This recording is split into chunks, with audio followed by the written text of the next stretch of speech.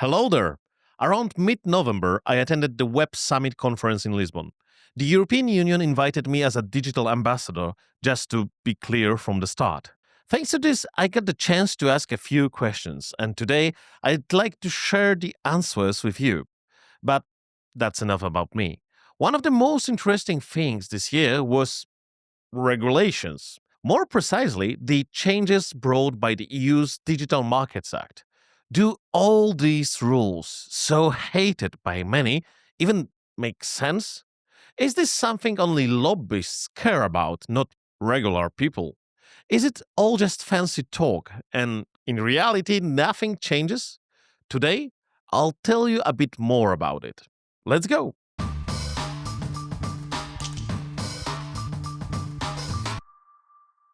Do you remember those days at a party or in restaurant when you'd ask, "Hey, do you have a phone charger?" And they'd reply, "A normal one or an iPhone one?" For the other way around. Okay, fine, I'm exaggerating a bit.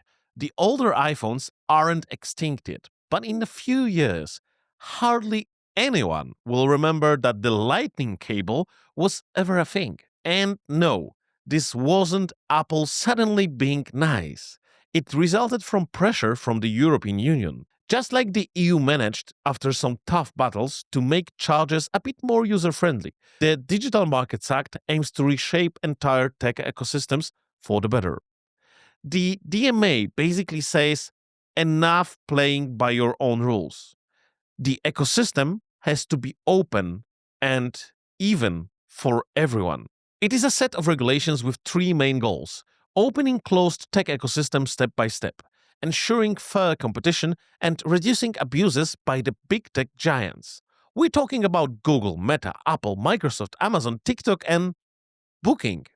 Yeah, I was surprised too. These companies, called out by name, are labeled gatekeepers. These seven gatekeepers hold such dominant positions that they basically control everyone's first steps into the digital world. And they do it in a way that naturally ties people to their own services.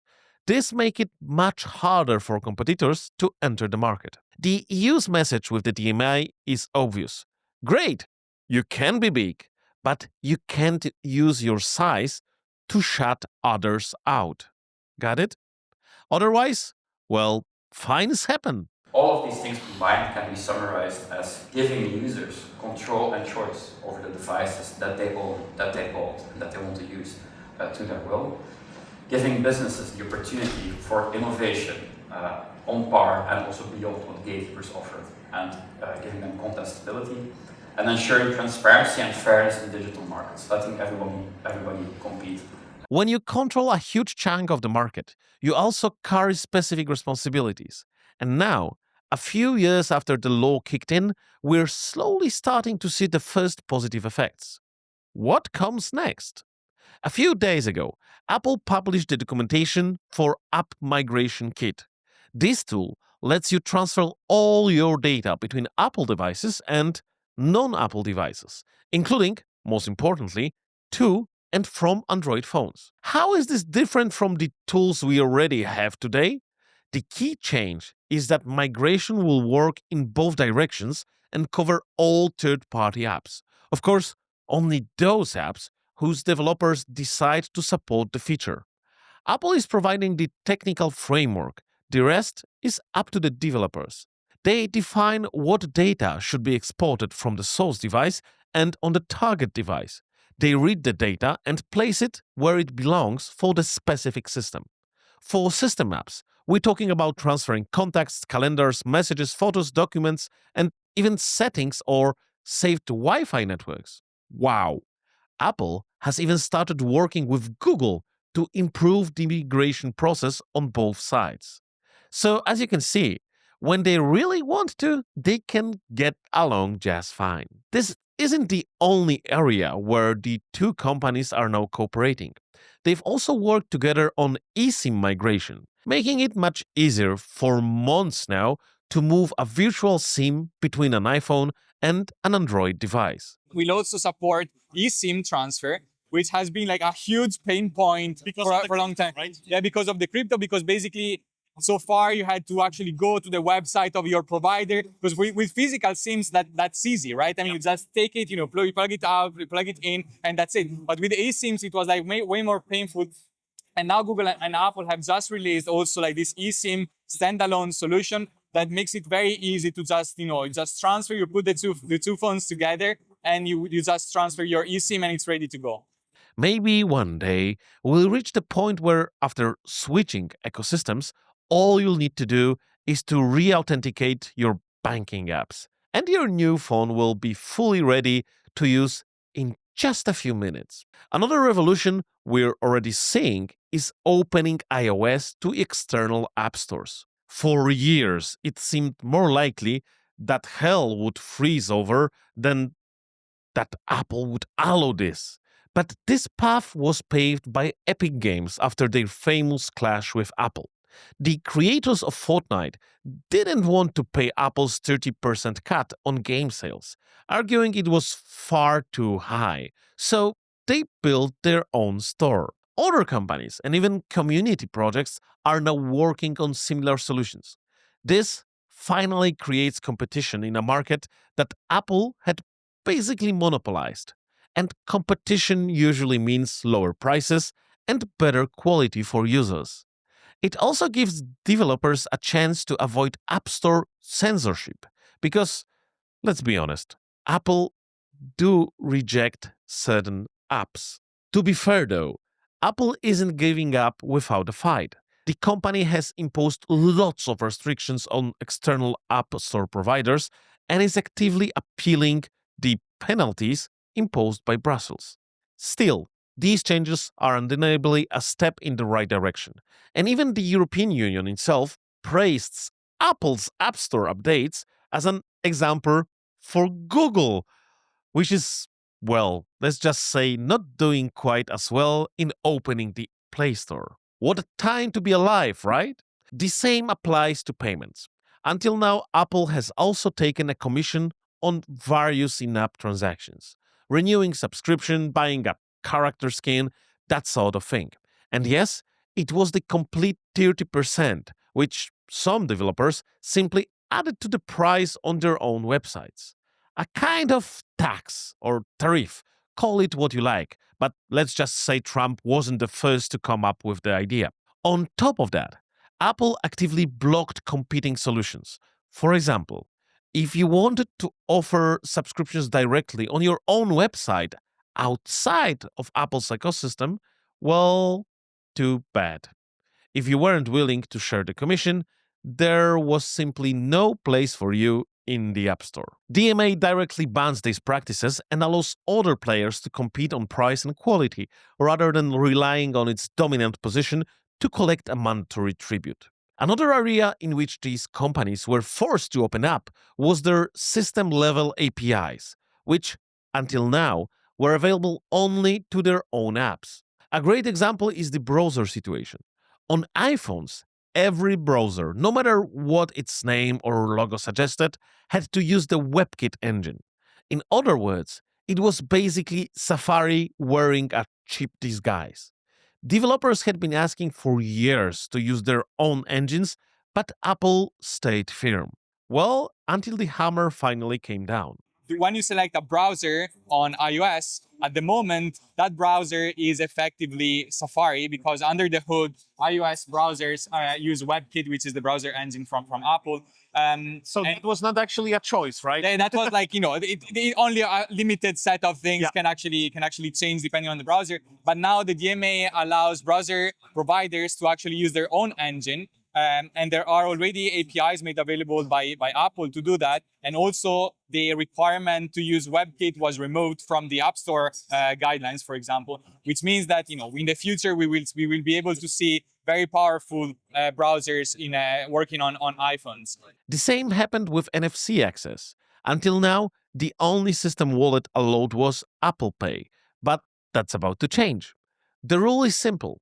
Any functionality available to Apple's or Google's own apps must also be available to their competitors with complete documentation so they can integrate it properly.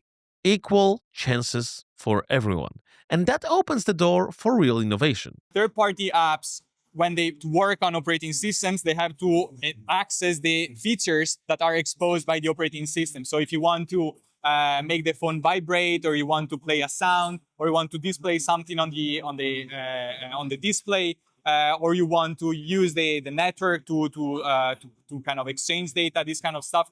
And some of those features are not really available to third parties. But they are available to services by the gatekeeper. And so, I mean, an example there is that iMessage on iOS has access to certain features. And some of those features will be made available very soon. Actually, one of them is actually already available, because apps on iOS now can send SMSs and RCS messages, and this API is already available. A good example? Hell has officially frozen over the newest Pixels now support file sharing through AirDrop, something that not long ago sounded completely impossible. Of course, this isn't just about Apple. Google also had to give up some of its bad practices. When you set up a new Android phone, you can now consciously choose which browser and search engine to use, so you're not automatically pushed into Google's services. Even better, soon this will extend to email providers, giving users the choice to pick something other than Gmail. Think about it. For many people, the very first time they ever touch email is when they unpack their first phone. They should have the option to opt out of having Google manage their inbox. If you want to set up your Android phone, at the moment you're forced to basically use a Gmail account. I mean, effectively, not exactly that. And now, thanks to the DMA, users can actually use a non-Gmail account to use their Android device, which is also actually great for, but sometimes we don't really think about it, but there are a lot of people that open an email account when they first get a phone, like, by teenagers, for example. And if now, before the DMA, effectively this means that they had to open a Gmail account, which obviously kind of then brings them inside the ecosystem, which then has an effect also on all the other products that they use in the future. But now they will actually be given the opportunity to use another email address. The Digital Markets Act ends this preferential treatment of a company's own services at the expense of competitors, and in doing so, weakens the monopoly. Here's an eternal truth. People use messaging apps where their friends are. That's why it's so hard for new players to break into the market. You could build the most amazing, super hyped messaging app and give it away for free, but nobody will install it if they can't chat with anyone. This monopoly has long been controlled by Meta with Messenger and WhatsApp. The DMA clearly states that you must allow communication with your users from other apps without requiring an account on Meta's services. So, you could install a new super hyped messaging app, and as long as the developer enables it, you can chat with friends who are on Messenger, all while keeping your messages end-to-end encrypted. The integration is up to the new app, but it's Meta's responsibility to make it possible. The DMA wasn't created to anoint tech giants across the pond, or increasingly from China. It's not about ideology, it's about fair competition. Until now, big companies have had such a huge market advantage that catching up was practically impossible. And they used their positions to make it even harder, locking users into their ecosystems so there was no easy way out without losing their data. Remember, you own your data, and you should have the right to do whatever you want with it. Let's clear up an important point that naysayers, often not the most informed, love to raise. You've probably heard the "it's a censorship" argument more than once. But DMA doesn't touch content at all. Its goal is to ensure interoperability and level the playing field for fair competition. It's not about censorship. In fact, quite opposite. By fostering competition between platforms, it's actually pro-market, supports pluralism, and ultimately protects freedom of speech. What to do and how to live? Make the most of the Digital Markets Act. On iOS, check out alternative app stores or browsers that aren't just Safari in disguise. And that's just the beginning. Once the migration tools between ecosystems are fully functional, they're still being tested, why not explore competitors' services? iPhone user? Borrow a friend's old Android for a spin, and vice versa. You might discover some features you didn't even know you wanted. Experiments like this are becoming easier by the day as more barriers are removed, such as the inability to use AirDrop or the complete closure of iMessage, which RCS standards aim to address. Don't just grumble that the European Union is evil and bad. Sure, there are valid reasons for criticism, and we shouldn't ignore them. But when good things happen, recognize them. If you want to stay up to date and see what's happening with the implementation of the Digital Markets Act, check the links below the video. You'll find the official EU page aggregating all the changes brought by the DMA, which is especially useful for developers. It even includes API specifications. We also just added a page to our website to list all of these resources that businesses can use. So just search Digital Markets Act resources for businesses and you should add up on that page. And indeed, it will create opportunities for startups because they have better access to these features, but also things around it. They can launch it on alternative app stores. They can port their data between services. They have better, fairer terms of engaging with gatekeeper platforms. All of these things combined should help startups really develop their business model, come up with new innovative ways of using these features, of using phones, of using operating systems, of using these devices to really create the new products, the products of the future that nobody here even has thought of. It's really only because you open up these ecosystems, like these platforms, which have hundreds and millions of consumers, to make these platforms available to even the smallest of developers. This is really what we need to accelerate innovation, to really have a thriving ecosystem and to make the startups into the big companies of the future. Also, sign up for my newsletter. Every Tuesday, I share what's buzzing in cybersecurity, tech, and AI. That's all for today. Thanks for watching, and see you next time.